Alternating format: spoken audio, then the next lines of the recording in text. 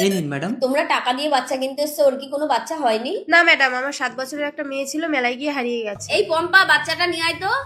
এই তো ম্যাডাম। মা, কে তোর মা? তিন্নি, এই তো আমার মেয়ে। আমার মেয়েকে আপনি কোথায় পেয়েছেন? এইটা তোমাদের মেয়ে? এই পম্পা, ওর মাকে ডাকতো।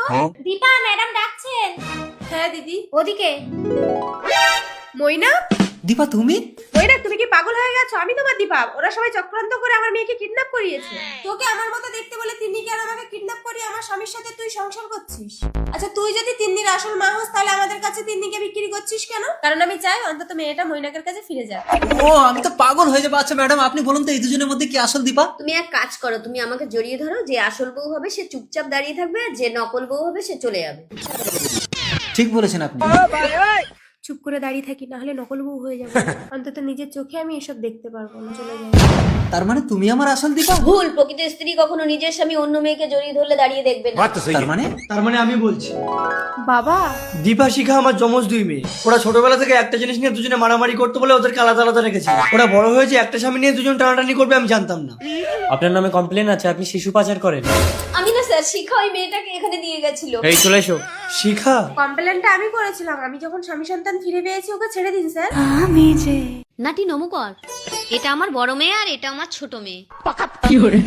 তা আপনার বড় মেয়ের সাইজ যত ছোট কেন? কি গো, একটু বেরিয়ে এসো তো।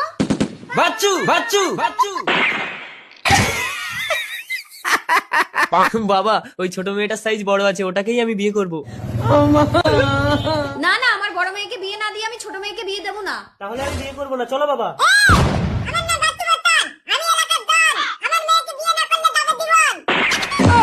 না না, আমার ছেলে এক্ষুনি বিয়ে করবে। আমার ছেলে পুলিশে চাকরি করে। কি গো, কই গেলে? কেন, প্যান্টে করে ফেলেছো? ওখানে বালতিতে জল আছে, বালতিতে নেমে ডুবে না। বাবা চলো, এই বিয়ে আমি করবো না। দাঁড়াও, আমার বড় মেয়েকে বিয়ে করলে ছোট মেয়ে ফ্রি। কি, একটার সাথে একটা ফ্রি? শুধু তাই না, এর সাথে আরো একটা ফ্রি আছে। তার মানে মেয়ের মার কথাই বলছে, ওটা আমার ভাগেই পড়বে। সূর্য, তুই বিয়েটা করে নে। স্বামী শোনো, তোমাকে লাফিয়ে কষ্ট করে কিস খেতে হবে না, তোমার বোন তো আছে। আমাকে নিলে কিন্তু আমার সাথে আরেকটা ফ্রি নিতে হবে। I am ready. শাশুড়ি মা শ্বশুর মশাই বালতির জলে ডুবে মারা গেছে। কি বলছো? দাও দাও, বুকের গরম দিলে ঠিক হয়ে যাবে। কি আছে না গেছে? এই ছেলেটা কি? এটা আমার ছোট মেয়ের স্বামী। ছোট মেয়েকে নিলে জামাই ফ্রি।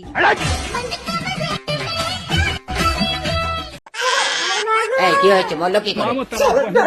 ওষুধ খেয়ে আমার বউ মরেছে। এমন তো হওয়ার কথা না, আমি তো ভালো ওষুধ দিয়েছিলাম। ভালো ওষুধ দিয়েছে তো মরলো কেন?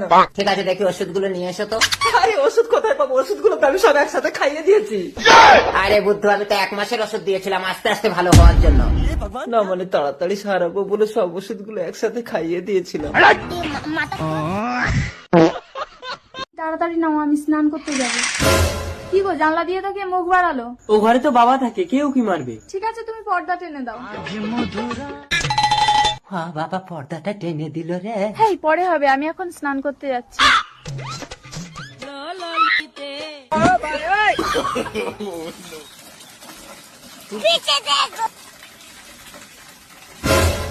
কে বাথরুমের উপরে?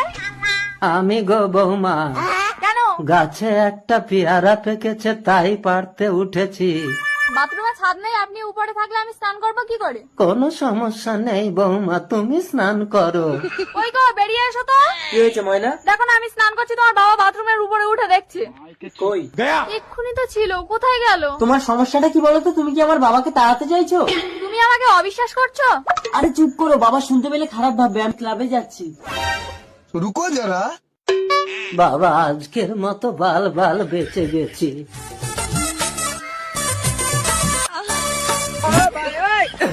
কি হলো, আপনি আমার ঘরে কেন আর দরজা বন্ধ করলেন কেন?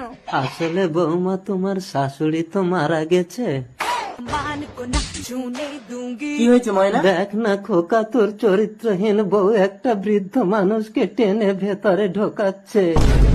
মিথ্যে কথা। কিছু বলতে হবে না, আমি ঘরে মোবাইলের ক্যামেরা অন করে রেখে ক্লাবে গেছিলাম। খোকা, আমি বৃন্দাবনে চলে যাব।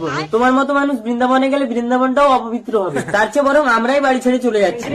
যাস না খোকা, আমি বড় একা হয়ে গেলাম গো।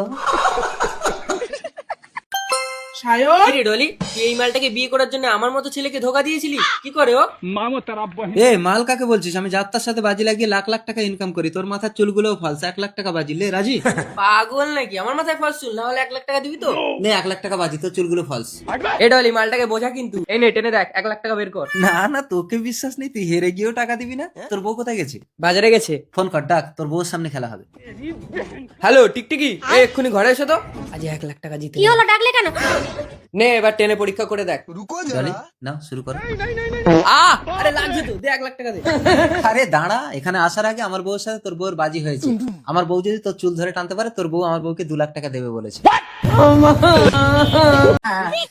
তা তুমি মুখ ঢাকিয়ে রেখেছো কেন বাবা? অনেকদিন আগে আমার সময় শেষ হয়ে গেছে বলে যমরাজ আমাকে হন্যে হয়ে খুঁজছে, তাই আমি মুখ লুকিয়ে রাখি। বাবা তুমি দাঁড়াও, আমি রেডি হয়ে আসছি। তাড়াতাড়ি আয়। ময়না, তা বলি শ্বশুর মশাই, জমার জামাই তো সমান। আমি শুনে নিয়েছি মানে আপনার দিন সে। দেখি মুখটা, দেখি দেখি। লিঙ্গ তুই? আমি তোর বউকে চুরি করতে এসেছিলাম।